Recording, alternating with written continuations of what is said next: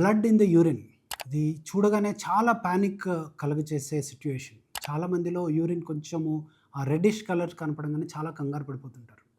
ఇది definitely something which needs evaluation. మీరు మీ డాక్టర్‌ని కలవాల్సి ఉంటుంది. బట్ గ్రాస్‌గా ఏమి కారణాలు అయ్యుండొచ్చు అనేది మనం ఇప్పుడు మాట్లాడుకుందాం.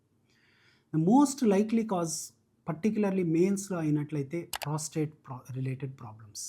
Prostate enlargement, prostate infections, cystitis అంటే బ్లాడర్ ఇన్ఫెక్షన్స్‌లో యూరిన్ రెడ్ కలర్‌లో రావచ్చు.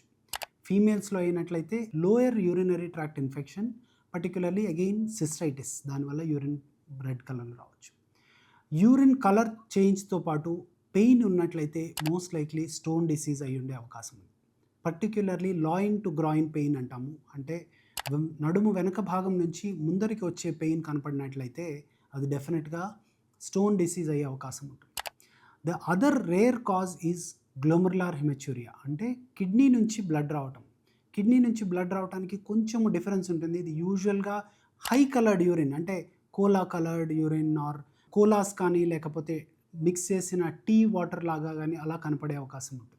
సో అటువంటి యూరిన్ కనపడినట్లయితే it is most likely from the glomeruli, అంటే కిడ్నీ నుంచి బ్లడ్ లీక్ అవ్వటము ఇలా కనపడవచ్చు. ఇది ఏదైనా కానీ హై కలర్డ్ యూరిన్ కనపడినట్లయితే తప్పకుండా మీరు minimum ultrasound, urine examination, creatinine చేయించుకొని మీ నెఫ్రాలజిస్ట్ ఒపీనియన్ తీసుకోవాల్సిన అవసరం ఉంది.